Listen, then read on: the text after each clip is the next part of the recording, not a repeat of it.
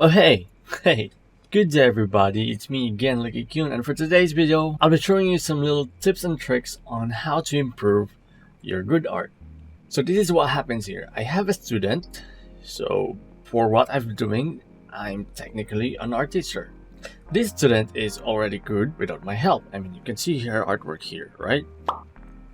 It's good, but it can be better with some more improvement. Because what she's trying to achieve, some realistic art, semi-realistic art like splash art. So of course I can help her what I think she can do with the art she has now.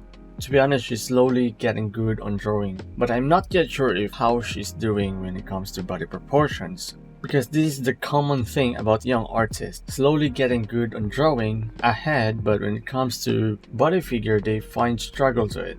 But for now, let's focus on what she drew. Before we proceed, please subscribe to this channel for more art thing in the future, and you're also free to send me your art for a critique. I mean, I'm not the best teacher out there in YouTube, but sometimes it's helpful if you know different ways from different artists. You can send me on Instagram. And also thank you for the 900 subscribers I have now. Really, I appreciate your support. So okay, this is the artwork, and you can actually follow Yula Chu. You can actually follow Yula Chu on, did I pronounce it right? Yula Chu on Instagram if you want to see more of her artworks. So okay, this is the artwork. We are always aware that we're trying to do some three-dimensional drawings, especially if we're trying to achieve semi-realistic look. Even though we study a little about shading and shape, even though we knew arms are cylinder, inside our brain we believe we are still doing right until someone pointed out that there's something wrong to it. That is why it is important to ask a feedback, artist or non-artist. So to be able to color a three-dimensional form, you must think everything like a simple shape, like basic shapes, like this arm right here. Think it as a cylinder, just like that. I mean, it's not a really good cylinder, you know, whatever. Our brain is kind of a bit tricky sometimes. The more we get used to seeing our own drawing, the more it becomes correct in our brain. Like, brain will automatically tells us that we're doing the correct shade. So yeah, that is why it is important to ask critique for fresher eyes, no matter if it is an artist or not, because they're the ones who were able to see it. So first, define the shapes. Think about this arm, looks like a cylinder. With this in mind, it will be easier for us to shade it because there's no other details around. So if we're going to shade it with the use of lasso tool, you can easily add soft brush to the sides. And now it looks more three-dimensional. Now you're going to apply it to the arms. Now pick any color from the skin, like the darker color of the skin. Let's add another layer. Let's say this is the shading layer. Shading and shape layer. Just put it as shape layer. And turn it a little bit darker.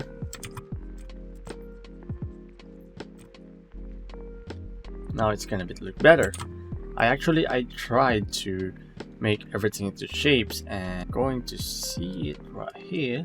From there, I tried to make every part of the body into basic shapes, and then if we add everything like that, it's more three-dimensional. Now if you think it is a little bit too dark, then you can just lighten it up with the lighter colors. Okay, it's multiply, I'm sorry. But it could actually work if you want to. But if you think this is a little bit too dark, then you can add light in the middle. Before and after. The reason I did this so that I can have a reference on my side. So this helps me see the breakdown of the shapes. So you see, without the line art, it still looks three-dimensional. That's why in realistic, you kinda don't need the line art. Now let's try to apply it to the entire drawing. Time lapse!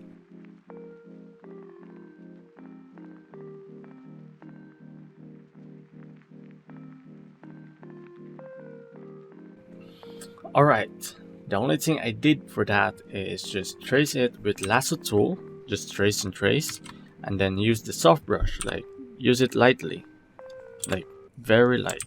Don't put pressure too much. You can see the before and after right here. That's a huge change. I haven't applied the ambient occlusion just yet. If you're a subscriber, you know that I always mention about ambient occlusion, but because ambient occlusion is really important if you're trying to achieve some realistic drawing, a lineless drawing. You can actually see my tutorial right here in how to do a lineless art. With this basic shading, you can achieve really great. Now, it can be better if I'm going to add the ambient occlusion. Technically, ambient occlusion is just, if I'm not going to explain it that much, ambient occlusion is just in the corner. Because without ambient occlusion, as you can see right in this area on her face, there's no separation between the head and the neck. So that is why ambient occlusion is important. Without line art, you cannot separate the depth of each area. So to do ambient occlusion, you just have to add new layer, pick a color, maybe black, or make it more darker, and do the lasso thing again to the corners. So let's say this is the important part here. By doing this, I can add dark areas in the corner. So I'm gonna use the soft brush, just like that. It looks gray, right? But it's fine. I'm sure you heard that you should not use black on shadows, but it depends. If you're going to add ambient occlusion, you're gonna need the black. So this is the before and after. You can actually see the changes right there. It creates more depth. It separates the neck and the head. So let's gonna add it to entire painting.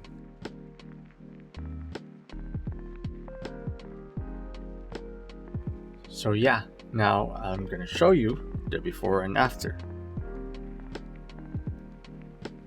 Can I hide the ambient occlusion and the little shade that we added first? And to think, I haven't applied it to the clothing. I just added it to the skin tone. Now let's try to add it to the clothing.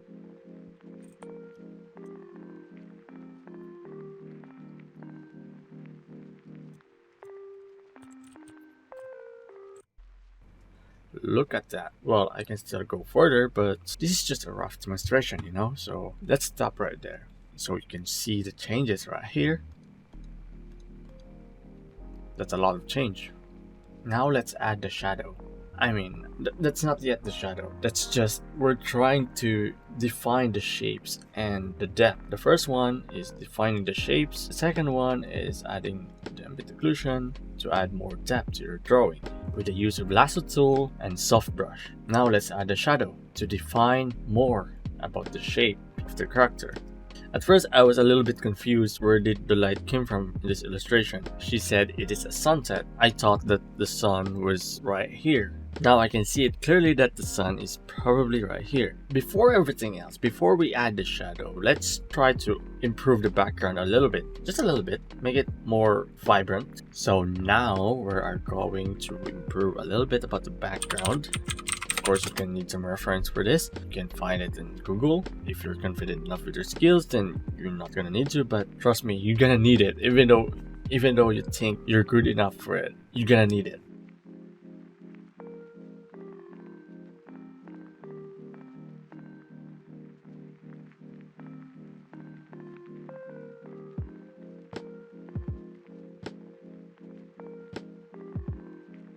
So I'm just using lasso tool for this one. With the help of quick mask tool, I'll be able to see the selected area. Like this one.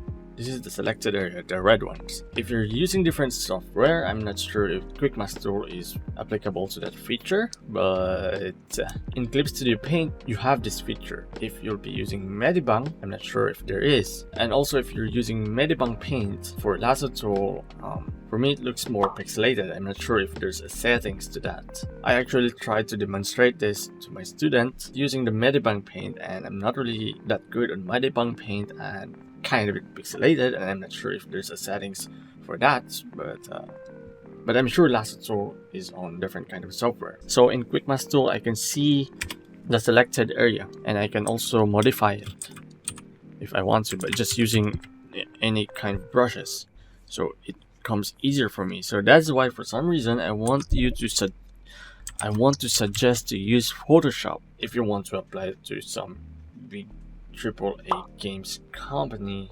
I mean, I know I'm not from there, but if you watch what's the name again? If you watch Trent Kanyuga, he's a professional concept artist and they've been using Photoshop in the company. So use Photoshop.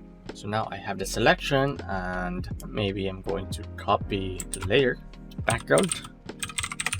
I did that so that it will be easier for us to modify the area. So if I'm going to control click this layer right here, it will automatically select the entire layer. So if I'm going to change this is curves, this is a little advanced, but I don't know. It's better to practice this curve, or you can go to, there's a vibrance, there's a use saturation, color balance, black and white, I don't know what's that.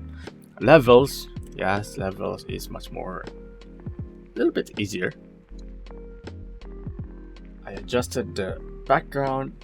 Now the changes of the background look just like this. Now you might wonder, that little change did a lot to the entire drawing. Sometimes you cannot explain what just happened. That is because of the tonal values. If you're going to add another layer and pick the black and fill it to the entire canvas, you can use a brush, or you can just use the fill tool, alt delete, or you can use the bucket tool and check the all layers and change the blending modes into color. Now you can see the grayscale. It's important to check the grayscale of your drawing so that you can see its depth, if it really separates the background to the foreground. So you can see the changes right here.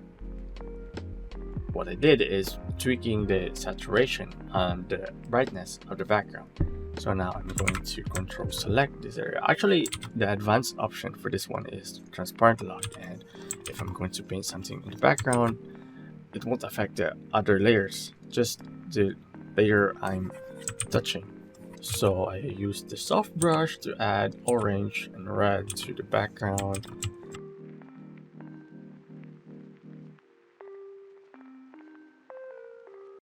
So yeah, I changes the background and you can see the before and after. The reason why there's a purple on the sky because of the red, and I'm not entirely sure the science behind it, but if you think about it logically, the sunset is red and the sky is blue, and in between there will be a little bit of green and purple. It depends what time it is. There's a scientific explanation why the sunset is red and why the sky is blue. If you will be able to understand that, it will make more sense. I had to study it so that I can accurately get the right color. And if it's hard for you to understand it, the best way to do is go out and look for a real life reference. Like, you have to see an actual sunset. Don't rely on what you see in Google, because lenses are different, camera settings are different. Sometimes they add filters, sometimes they don't, sometimes they improve the picture. It depends. So it is better to look for a real life reference, because our eyes is the best lenses, though the con is you cannot color pick it. That's why you have to observe more on your surroundings to be able to see the real reference. And also, blue adds to the part of color theory. Warm and cool, like my settings right now. So now let's stick to that background and we can see the entire changes from here to there. I'm quite happy of what I did there. So now let's gonna add the shadow. We already have the shadow layer, and change it to multiply. And just choose any color you like, maybe purple. We're not yet sure, we're gonna change it later. Just add any color you like and use a hard brush, and again the lasso tool, or you can use brush and eraser if you want. Hard eraser and hard brush. Too dark, a little more. Let's keep that. In adding the shadow, you have to define more about shape. First, you have to do the cell shading. Cell shading, like this is the cell shading. I just searched it in Google. See the difference of cell shading. This is the cell shading.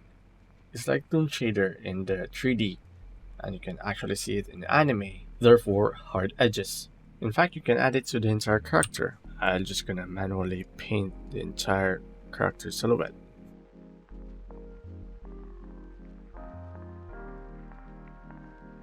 Okay, now I've added the multiply layer to the entire character. Now it's up to you if you want to change the color of the shadow or not. For me, I'm just gonna use the curve like that. Now, why did I use purple for the shadow? I mean, this is not yet complete, okay? I'm gonna erase some areas later. Why did I use purple for my shadow? There's actually a reason behind it. It's not like I'm trying to go for stylized. Well, it's a little bit of stylized, but the reason why I picked purple, it's because of the ambient light. Ambient light is like bounce light, reflective light. So sky can also produce ambient light. So therefore, sky is technically casting another light to us. That's why for some reason shadow is not black, because there's a light surround us. I mean, purple is a little bit of stylized just for me, but this one is more realistic, I think. So now we know the color of the shadow. Let's erase some areas to add lighting. There's already a lighting to the original illustration, but it's not enough, so that's why we add another shadow, a multiply shadow, and try to erase the area we think illuminated by the light. You can just use eraser tool if you want.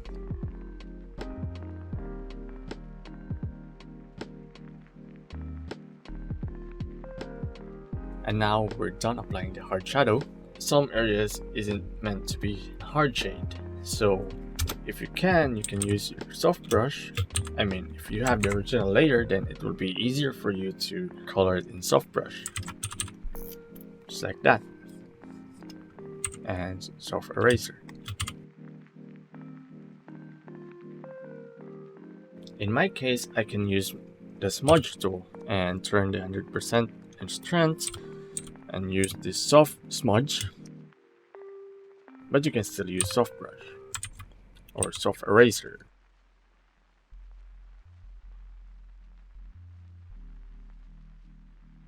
Of course, I'll understand if the result will be different in your perspective, because I've studied enough with the lighting, I guess, and it will be easier for me to see what is happening. So if you have time, make sure to practice the shapes like this. Try to practice it like this. I mean, if you have time, try to practice the lighting, when to use the soft and hard shadows. So now it looks better. It adds more depth. This is the progress we made so far. So add some soft shadows to sides so that it will define a little about the shape of the body, and then added ambient occlusion to have depth so we can actually see it.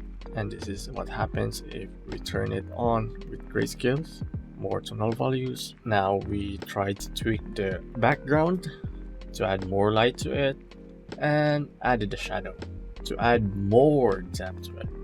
So if we turn the grayscale on, you can modify the color of the shadow if you like. Just go to the image, go to levels or color balance to add more red to it.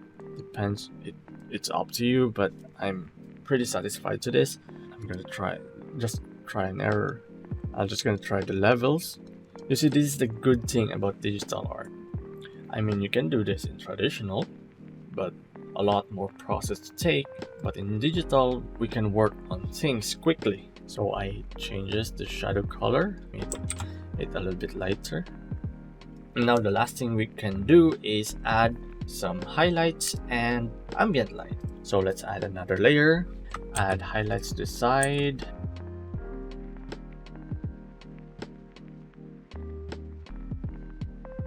And then the ambient light, I'm pretty sure she's sitting on maybe a sand. So the color of the bounce light will be perhaps yellow. Let's do the lasso tool again.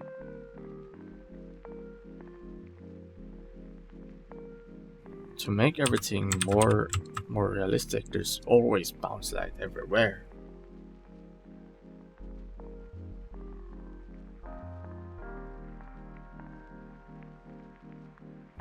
Those just little steps to make to add more depth to it, and you can push further if you like. So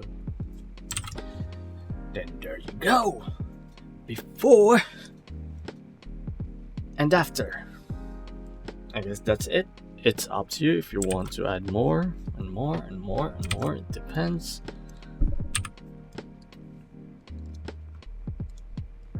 So now I'm gonna show you the final output. Oh! So okay, I think that's all for this video, and I hope you learned something. I tried to make things easier to understand, but I'm not sure if I was able to do that. But you know, let's face the fact that art is really hard. People just misunderstood it. People thought that it's just a talent that you can just learn inborn. It's a skill that you have to learn. If this is not even enough. I mean, what I did right here, this is just a little tweak, a little demonstration so that she can improve more. I mean, she's already good and she's still young. She said she wants to improve and she wants to be a splash artist, so this thing could help her, and I'm demonstrating this to you so that it could help you too. So if you have some drawing out there that you want me to do the same like this, then don't hesitate to send me to my Instagram account. I'm willing to do it, but make sure you won't get offended easily. I might say something that might offend you, but I try not to, so it's up to you. So I guess that's it for today, and I hope you learned something. Again, please subscribe. Thank you for the 900 subscribers, and see you soon on my next video.